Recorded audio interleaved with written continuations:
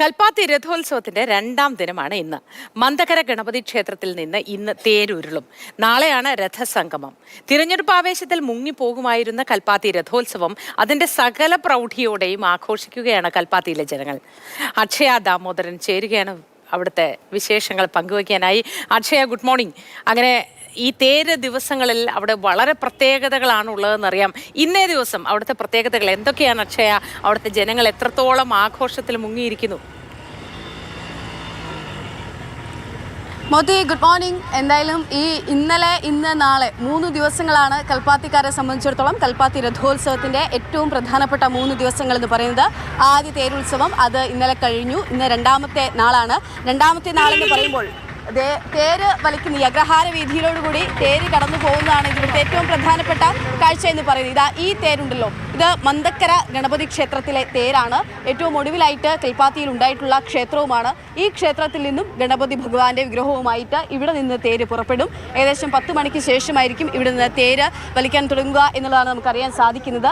ഇവിടെ നിന്നും വിശാലാക്ഷി സമേത വിശ്വനാഥ സ്വാമി ക്ഷേത്രത്തിന് മുൻപിലേക്കാണ് ഈ തേര് എത്തുകയും ചെയ്യുക. അതാണ് ഇന്ന് നടക്കാൻ പോകുന്നത്. ഈ ദിവസത്തെ തേര് വലിക്കൽ ചടങ്ങതാണ്.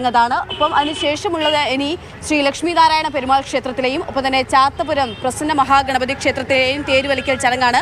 ആ 2 ചടങ്ങും നാളെയാണ് ഉണ്ടാവുക. ഇവിടെ ഒരു കുഞ്ഞു കുട്ടിയുണ്ട്, നമുക്ക് ആളെ ഇത് പരിചയപ്പെടാം. ഹലോ, ഫോട്ടോഷൂട്ടൊക്കെ ആയിരുന്നു അല്ലേ?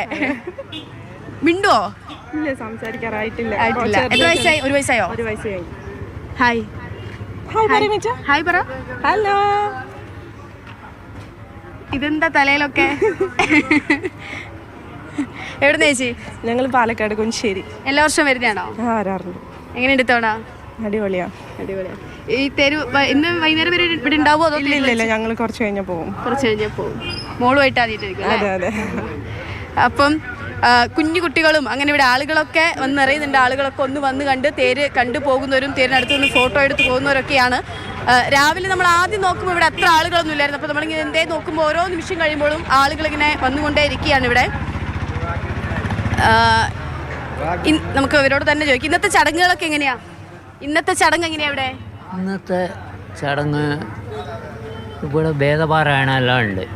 അത് കഴിഞ്ഞ് 9 മണിക്ക് ശേഷം ഈ ഗണപതിയിൽ നിന്ന് ശിവക്ഷേത്രത്തിൽ പോയി അച്ഛൻ്റെ അടുത്ത് അനുഗ്രഹം മേടിച്ചുകൊണ്ട് വരും. അത് കഴിഞ്ഞ് 10:15 11 മണിക്ക് ദിവസം മേലെ ഉണ്ട് ഭഗവാന് രഥത്തിൽ ചെയ്യും. അത് കഴിഞ്ഞ് അന്നദാനം ഉണ്ട് ഇവിടെ.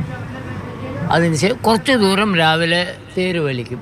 അത് കഴിഞ്ഞ് ഉച്ചയ്ക്ക് അതായത് വൈകുന്നേരം ഒരു 5 മണിക്ക് ശേഷം അവിടുന്ന് ശിവ അമ്പലം വരെ ഇതിന് പ്രയാണം നടത്തും. ഇന്നത്തെ പരിപാടി അതിൽ നിർത്തുകയാണ് അവിടെ. വളരെ സന്തോഷം. പേരെന്തായിരുന്നു? എൻ്റെ പേര് നാരായണൻ. ഇന്ന് നടക്കുന്ന ചടങ്ങാണ് അദ്ദേഹം പറഞ്ഞത്. അതായത് അദ്ദേഹം പറഞ്ഞത് അച്ഛനടുത്തേക്ക് ഗണപതി ഭഗവാൻ എത്തുമെന്ന് പറയാൻ കാരണമെന്ന് പറഞ്ഞാൽ ഇവിടെ ഒരു കാലഘട്ടത്തിൽ ഒരുപാട് അനിഷ്ട സംഭവങ്ങളൊക്കെ ഉണ്ടായിരുന്നു. ഇവിടെ അഗ്നിബാധ ഉണ്ടാവുക, അഗ്രഹാരങ്ങളിൽ അങ്ങനെയൊക്കെ പ്രശ്നങ്ങൾ ഉണ്ടായ സമയത്താണ് ശിവന്റെ കോപമാണെന്ന് അറിയുകയും പിന്നീട് ഗണപതി ഭഗവാന്റെ ഒരു പ്രതിഷ്ഠ വേണമെന്ന്, അങ്ങനെയാണ് വീണ്ടും ഇവിടെ ഒരു ഗണപതിയുടെ കൂടി പ്രതിഷ്ഠ ഉണ്ടാവുകയും ചെയ്യുന്നത്. അമ്പലത്തിനകത്തേക്ക് അകത്തേക്കുള്ള ദൃശ്യങ്ങൾ കൂടി നമുക്ക് കാണാമെന്ന് പ്രതീക്ഷിക്കുകയാണ്. ഇവിടെ ഇപ്പോൾ പൂജയൊക്കെ നടക്കുകയാണ്. വേദപാരായണമൊക്കെ നടക്കുന്നു. അതിനുശേഷമായിരിക്കും തേര് വലിക്കൽ ചടങ്ങിലേക്ക് ഇവിടെ നീങ്ങാൻ പോവുക. ആളുകളൊക്കെയും എത്തുന്നുണ്ട്. ആളുകളെ സംബന്ധിച്ചിടത്തോളം ഭക്തിയുടെയും കുറേ കാത്തിരിപ്പിൻ്റെയും ഒക്കെ ഫലമായിട്ടാണ് ഇവിടേക്ക് അവർ എത്തുകയും ചെയ്യുന്നത്. അതിനുള്ളിൽ നിന്നുള്ള ദൃശ്യങ്ങളാണ് നമ്മളിപ്പോൾ കാണുന്നത്. പാലക്കാടുകാരിയായി മാറിയെന്ന് തോന്നുന്നു അല്ലേ? സാരിയൊക്കെ കൊടുത്ത് സുന്ദരിയായിട്ട് തേരിന്റെ ആഘോഷങ്ങളിൽ അങ്ങനെ ചേർന്ന് നടക്കുകയാണ് അല്ലേ? മോത്തി പാലക്കാടുകാരി എന്നല്ല, നമ്മൾ കൽപ്പാത്തി രഥോത്സവം എന്ന് പറയുന്നത് ആളുകളെ സംബന്ധിച്ചിടത്തോളം അത് മറ്റു എവിടെയാണെങ്കിലും കേരളത്തിൽ നിന്നല്ല, ഇതിനെപ്പറ്റി വിശ്വപ്രസിദ്ധമായിട്ടുള്ള ഒരു ഉത്സവം കൂടിയാണല്ലോ. അപ്പോൾ ഈ ഉത്സവത്തെപ്പറ്റി എല്ലാവർക്കും അറിയുന്ന ഒന്നാണ് ഈ ഉത്സവത്തെപ്പറ്റി. അപ്പോൾ ഇവിടേക്ക് വരിക, ഈ ഉത്സവത്തിൽ ഒരിക്കലെങ്കിലും ഇതിൽ പങ്കാളിയാവുക എന്നൊക്കെയുള്ള എല്ലാവരും ആഗ്രഹിക്കുന്നൊരു കാര്യമാണ്. കാരണം ഇങ്ങനെ ഒരു രഥോത്സവം, രഥം ഇങ്ങനെ അഗ്രഹാര വിധിയിലൂടെ പ്രയാണം നടത്തുന്ന ഒരു കാഴ്ച അതൊന്നും വേറെ എവിടെ ഇല്ലല്ലോ. ഇവിടെ മാത്രം വന്നാൽ മാത്രം കാണുന്നില്ലേ. ഒരു ചേച്ചി ഇവിടെ കോലം വരയ്ക്കുകയാണ്. പേരെന്താ? ലളിത. എന്നും ഇവിടെ ചേച്ചിയാണോ ക്ഷേത്രത്തിൽ വരയ്ക്കുന്നത്? അതെ അതെ, എല്ലാ വർഷവും എല്ലാ വർഷവും പറ്റുന്ന പോലെ. ഇവിടെ തന്നെയാണോ? അപ്പോൾ അതെ, ഇതാണ് നമ്മുടെ വീട്. ഇവിടെ തന്നെയാണ് താമസിക്കുന്നത്? അതെ. എല്ലാവരും ഗസ്റ്റ് ഒക്കെ വന്നോ? വന്നിട്ടുണ്ട്, എല്ലാവരും വന്നിട്ട് പോയി. എങ്ങനെയുണ്ട് ഇത്തവണ? നല്ല ഉത്സാഹമുണ്ട്, എല്ലാവരും വരുന്നുണ്ട്. പിന്നെ 4 ഗ്രാമം എല്ലാവരും വരുന്നുണ്ട് ഇവിടെ, കുഴപ്പമൊന്നുമില്ല. ഈ തെരഞ്ഞെടുപ്പ് അല്ലേ, തെരഞ്ഞെടുപ്പും കൂടെ കഴിഞ്ഞാണോ ഇനി എല്ലാവരും വന്നവരൊക്കെ പോവുള്ളൂ? അതെ അതെ അതെ അതെ, എല്ലാവരും വോട്ട് ചെയ്തിട്ടേ പോകത്തുള്ളൂ? പിന്നെ എല്ലാവരും അങ്ങനെ തന്നെ. ഓക്കെ, സ്ഥാനാർത്ഥികളൊക്കെ വന്നോ ഇങ്ങോട്ട്? വന്നല്ലോ, എല്ലാ ക്ഷേത്രത്തിൽ വന്നു തൊഴുതു.